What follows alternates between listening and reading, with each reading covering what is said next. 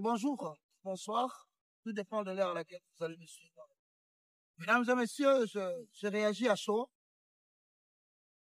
D'abord, je vous informe que nous sommes ici aux États-Unis d'Amérique, où nous avons appris une, je pourrais dire, formation. Mais je me demande vraiment, en vous saluant, si nous nous rendons compte de la souffrance que la jeunesse congolaise est en train de subir. Est-ce qu'on se pose la question entre nous de savoir quelle est la profondeur du problème que nous avons en pays démocratique?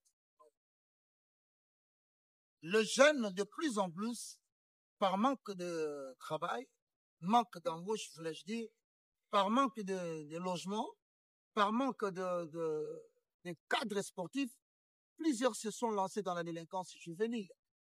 Mesdames et messieurs, avec tout ce qu'il y a comme problème avec la société congolaise, surtout avec le 70 et le 75% de la population générale qui renferme cette jeunesse, je pense qu'il est temps que nous puissions regarder en face nos problèmes. Il est temps que nous puissions regarder résolument la situation de notre condition et que nous cherchions ensemble à porter cette résolution dans toutes les entreprises de la société des jeunes. Sinon, nous allons continuer à avoir des jeunes gens qui se comportent comme des pantins et qui seront ballottés à tout mouvement de vent. Avec l'arrivée de l'Internet, les antivaleurs se sont multipliées, des émissions qui n'ont pas été traitées, des informations qui n'ont pas été traitées, c'est balancé dans le seul souci d'avoir battu des feux. J'interpelle quand même nos amis des réseaux sociaux, de l'Internet, s'il vous plaît, rendez-vous compte de l'ampleur du problème que nous sommes en train d'avoir dans la société. Pas plus tard que 2 jours, nous avons suivi, nous aussi, par un de confrères qui se retrouverait ici aux États-Unis, que voilà, la première dame se serait pris la tête ici au niveau de New York, au 80e sommet de l'ONU.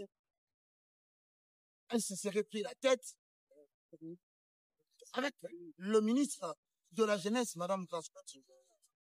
Mesdames et messieurs, de là où je suis aux États-Unis, une information totalement fausse, pas vérifiée, balancée sur la place publique, cela porte atteinte à la dignité, non seulement de la première dame, supportez-moi s'il vous plaît, mais aussi du ministre de la Jeunesse, Madame Grascott. Je commence à me poser la question. Comment nous nous sentons lorsque nous passons pour dénigrer notre propre peuple? Comment nous nous sentons lorsque nous passons en direct sur YouTube pour dire des choses qui ne sont pas vraies? Vous rendez-vous compte que la jeunesse détruit la jeunesse? Vous rendez-vous compte que la jeunesse, l'avenir de demain, c'est décidé carrément de critiquer, d'insulter. J'aurais bien voulu que les critiques portent sur des valeurs positives. Oui, bien sûr, tout le monde a le droit de s'exprimer, tout le monde a le droit de dire ce qu'il pense. Mais de tels mensonges, je vous confirme qu'ici aux États-Unis, tout se porte bien. Après les discours, bien sûr, du chef de l'État, il y a eu le discours aussi des cérémonies qui ont eu lieu, tant que le ministère de Plan, le ministère du Tourisme, le ministère. Il y a beaucoup de gens qui ont intervenu. Et nous saluons aussi le ministre Patrick Yaya qui a tenu une conférence. Mesdames et messieurs, nous avons eu un discours très, très épatant du ministre de la Jeunesse, Madame Grascutino. Mesdames et messieurs, et une information totalement fausse. Il n'y a eu ni querelle, ni dispute, ni choc entre la première dame et la ministre de la Jeunesse. Et d'ailleurs, pour vous faire rire, c'est peut-être la première dame qui interpelle madame pour lui dire, écoutez, chère excellence ministre, vous devez vous habituer au Congo lorsque vous entrez en possession des fonctions de l'État. devenez ennemis de tout le monde. Mais venons-nous en charge, mesdames et messieurs. Même un jeune qui est là, qui n'a encore rien fait, je vous assure. Hein. Posez-vous quand même la question. Mettons-nous du côté de l'analyse. Depuis qu'elle est venue, regardez sur les réseaux sociaux. Que des insultes, que des menaces. Mais je bénis l'Éternel pour quelques jeunes qui estiment qu'il faut apporter des contributions positives, des critiques, surtout en matière de la procédure à suivre.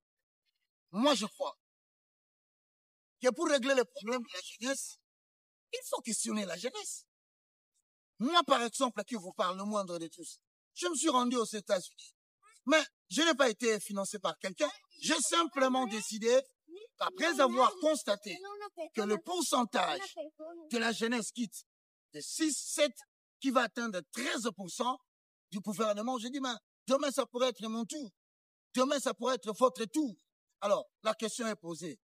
Dans une société où les valeurs patriotiques sont renversées, dans une société où la guerre est à l'Est, mais à Kinshasa, nous votons dans l'alcool, dans l'ivrognerie, dans des plaisirs, oublions qu'une partie de la République est en train de nous quitter. Mesdames et messieurs, frères et sœurs dans sa guerre, jeunesse avenir de demain, j'ai démenti formellement cette information qui est d'ailleurs partielle, et je trouve partielle, qui a été diffusée dans le but de salir non seulement l'image de la République, mais de nourrir l'opinion sur le fait que la République démocratique n'est plus rien. Je ne sais pas qu'est-ce que nous gagnons. Je vais vous proposer une chose. Des fois, nous avons la chance de sortir. Mais vous ne savez pas qu'est-ce qu'on raconte de notre pays. S'il vous plaît, ça fait honte. On a quand même la chance de parler à certaines personnes ici à l'étranger, je vous le rassure, des autorités, la diaspora congolaise, des députés, des sénateurs. Mais quand ils te posent la question, vous vous imaginez que même le président Donald Trump, à un moment donné, lorsqu'il faut qu'on parle du mal de l'Afrique, le mot Congo ne manque pas dans sa bouche parce qu'on a très mal vendu notre nation. Je crois qu'il est temps, s'il vous plaît. Je crois qu'il est temps que nous nous mettions ensemble dans notre diversité, que nous puissions parler, que nous puissions soutenir le ministère de la Jeunesse, parce que demain, ça peut être ton tour. Alors maintenant, avec le discours que Mme Grasse-Couture vient de tenir, je pense qu'il est temps que nous puissions réfléchir, nous unir, afin qu'avec elle, nous puissions hausser le temps et permettre au gouvernement de respecter le besoin de la jeunesse et de nous soutenir.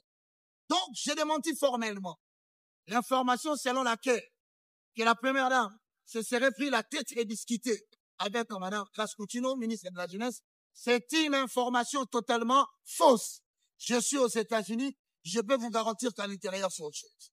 Mesdames et messieurs, merci beaucoup de propager cette information et de demander à tous les jeunes de nous réveiller, car il est plus que temps que l'éveil patriotique puisse répondre à sa place.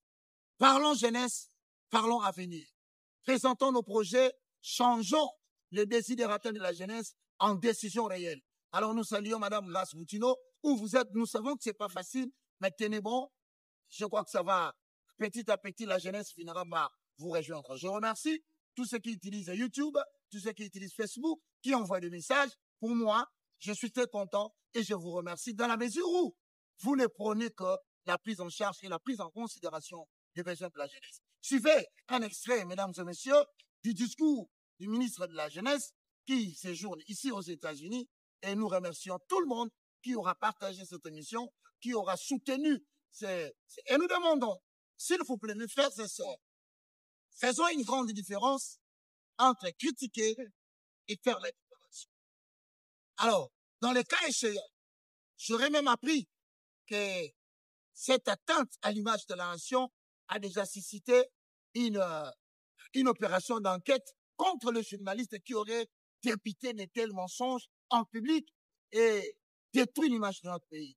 Je crois que ce n'est pas agréable que nous, jeunes, que nous nous mettions à nous mettre des bâtons dans les roues. Je vous salue à partir des États-Unis d'Amérique, Roger Baka, pour le compte de tout ce qui aime bien suivre les chaînes de télévision, pour le compte de Nouvelles Tendances, pour le compte de Radio Télé Message de Vie, que je vous salue, et pour le compte de ma propre chaîne sur TNT, BlueSat, Blue OTT et RV Télévision. Mesdames et messieurs, merci de me suivre. Nous sommes encore là. Nous allons vous présenter cette émission. Au revoir.